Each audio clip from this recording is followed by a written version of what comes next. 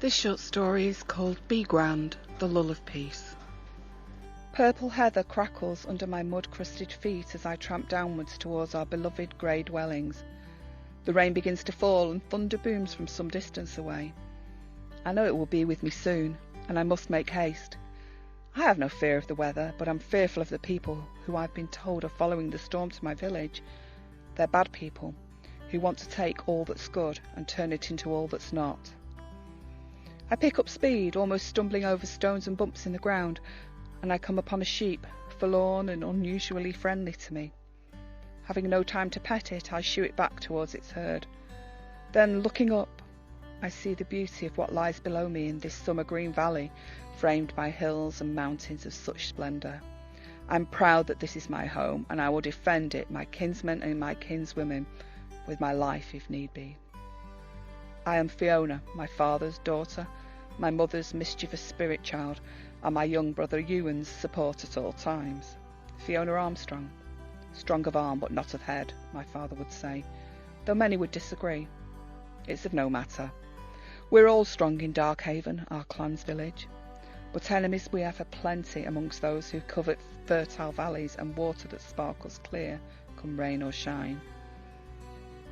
I cross the dried-up mountain stream bed, and my feet kick against an uncommon hardness. I look down at the intrusive shape and discover the hilt of a sword plunged deep into the peat-topped land. Is it a trap? Are there enemies at hand? It is a simple sword, simple and strong as I am, and as I slide the blade from the flesh-like peat, it's clear that the sharpness of the blade has not been affected from its time in the ground. The handle is plain except for two small carvings, and it is a long blade also, long and heavy. But when I fully extract it from the ground, it lightens. One hand, both hands. I was made for this weapon, and it was made for me. I examine my find closely and understand how it hadn't been found before. A rock has been misplaced from the bed of the stream, uncovering the hilt of a sword not newly placed. Moss and lichen had touched the blade and handle, and seasons changed the metal's colour a little, staining it in shades of heather and peat. Off the path in rarely travelled land, I was truly fortunate to have found this magnificent thing, perhaps placed here in this fertile moorland in honour of gods or goddesses past. I felt as though it was meant to be, a destiny of sorts even. I wasn't usually given to such meanderings of mind, but the moment I'd stumbled over the sword, I felt deep in my bones that I was to move it, to take it back with me, and to use it as need be. It wasn't comfortable to run with the sword tucked away deep beneath my cloak, and I knew I ran the risk of again stumbling and injuring myself. But I had no choice. I could not leave it. The sword was already speaking to me, instructing me, strengthening me. As I run, I knew the thunder was nearing, the drums of warning banging to alert us to what the storm might bring. I ran with no concern for anything other than my return home. I ran with the sure feeling that if I didn't run, there would be blood on my hands and pain in the hearts of all I knew. As I neared the village, there were calls to me. I ignored all sounds and objects in my path till I returned home. My mother's usual welcoming expression transformed to shock as I sought to hide the sword, and told my mother hurriedly all I knew of the weapon and its placement, and about the clan wars soon to be brought by the wind. We'd better do something, Fiona. Your feelings are always true, and we ignore them at our peril. The omen of the discovered sword is powerful, and that storm is stronger than it was. I sensed something also, but... Mother sighed and pushed a lock of hair behind her ear. I moved towards her, and we hugged because there was nothing more to do. Mother left the house to tell her brother, and returned shaking her head. Our better do something had become nothing can be done just yet, because we were ignorant of our enemy and when they might arrive. When father and my brother returned from their working, we ate barley and mutton broth with nettle tops, and shortly after dried apples and herbs with honey and roots from the fields. It would be a sustaining meal to strengthen us for the battle we were sure was approaching. The rumbles came upon us harder and faster, louder with every passing moment. And out of the mist that was gathering with the strengthening of the rain came a shout or two. It was impossible to tell who was shouting and from where. Then my uncle's voice rang loud and clear, calling us out. "Do I use the sword?" I asked the air. Both the gods in my head and my goddess mother answered, Use it, my father shouted. Do it, Fiona, be grand, and left, his broadsword in hand. I scrambled for my weapon's hiding place, and the noise came to me more clearly. The sound of horses' hooves accentuated the thunder's crashes, and through it all came the sounds of men's voices like the bellows of wild pigs. Loud and deep and rough, the noise was, shouting sounds of fear and devilment. Mother and Ewan grabbed their swords as they made haste through the door. Mother's hand circled my waist briefly as she passed, and she pulled me back just for a moment. Be strong, she said. I know, I replied, and she kissed my long red hair, flecked with straw and dust from the fields. Be grand, I said. Be grand, Mother ran, unbending and uncollapsed, into the throng of kinsmen and kinswomen we would protect with our lives and with our dignity. How I wished now for heather under my heels and the soft trickle of a mountain stream from which to take my fill of life-giving liquid. How I wished for peace and harmony and whispered conversations of love in woodland clearings. But this was real.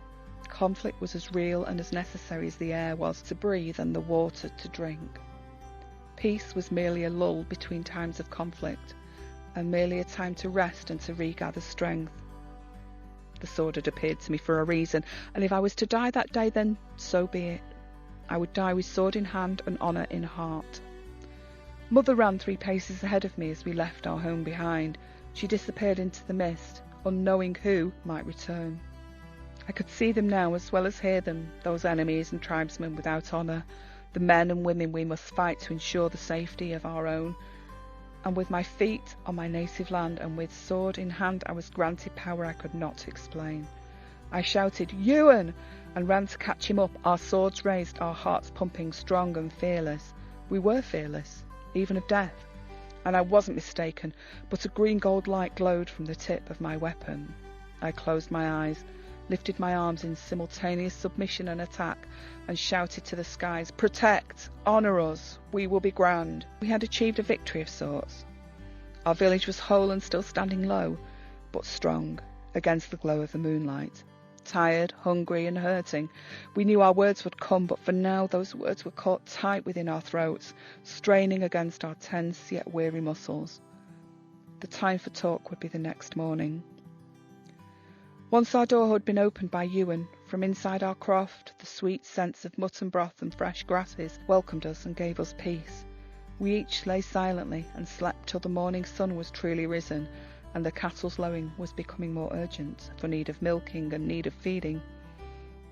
I could hear Father preparing bread and cheese and apples for our breaking of the night's fast, and hear Mother's light coughing as she also rose.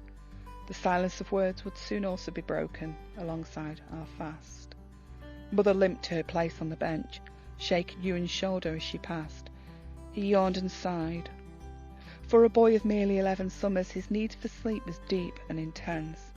My 14 summers had been kind, and I was now a young woman, already courting and ready for the responsibilities of life. As Ewan struggled onto the bench alongside Mother, his eyes sparkled with the energy gained from his first battle. He'd been training well, and it showed. The first words of the morning came from my mouth. I held his arm as he sat. You did grand, Ewan. That was a fine first battle. One to be proud of. Mother and Father nodded in agreement, then looked over to me with pride. Your contribution was strong and mighty, daughter, said Father, and I knew this to be the truth. Mother nodded, and we all sat to eat. I had been wrong. I had assumed that this meal would herald analysis of the battle's highs and lows, but instead we ate in silence. We rose in silence also, each attending to our usual duties. What had at first felt as moments of togetherness now was confusing. Why the silence? Had we done what we should not?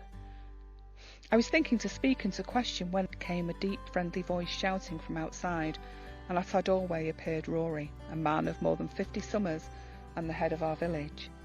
We all rose from our benches, but he gestured us to continue with our task. Rory, said Father. Brother, said Mother, for she was his blood. Angus, Morag. I looked up at my Uncle Rory, and he smiled, moving over to ruffle my hair. You were grand. Yes, and Ewan too. Angus and Morag must be proud. Indeed we are, my father replied. Indeed we are. I knew from the times of other battles that had rudely interrupted our peace that success would bring a visit from Rory. Father called such times tidings, when Rory brought battlefront news of those who'd died and those who'd lived. So, Mother said, will you tell us more? I will, Rory nodded, indeed. He sat in a bench space I'd made available for my uncle, and we began to talk. We've 13 losses, he said. Of the village's 43, it's a large number. Mother sighed. Who? Cameron. John. My head went down into my lap. John. Not my John. I'm sorry, Fiona, John has not returned. But he may still be. He may, but we do not think so. Our enemies were many, as you know, and they were strong. We believed the sword lash to have taken him, as it did 12 others. I raised myself from the table. I must go. My legs strong but without direction, my chest rumbling with rage. I left my home with speed and urgency and forced myself up stony crags, till I'd climbed halfway to where the landscape plateaued and softened into a small, misplaced copse. Exhausted and heartsick, I rested my head on my usual stopping place against the beech tree. Its bark, silver and fresh, brought John's white, fair and glossy hair to mind. He had been my intended one, as I had been his. Of all of us, he had been the brightest, shiniest star, with the strength of 3 men, though he was neither Darkhaven's tallest nor its broadest young man. He was my young man.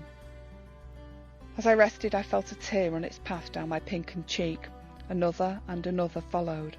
I was not alone, and I knew that. I was blessed to have my family around me still, but John had been a blessing too. He was one I could not and would not lose easily. Our hand-fasting was to be held 2 summers hence. I wiped my eyes and rubbed my cheeks with the cleanest part of my cloak, then stood to survey the battle scene. There were so many lost warriors. I felt something. Being too young to name such feelings, I allowed them to overtake me.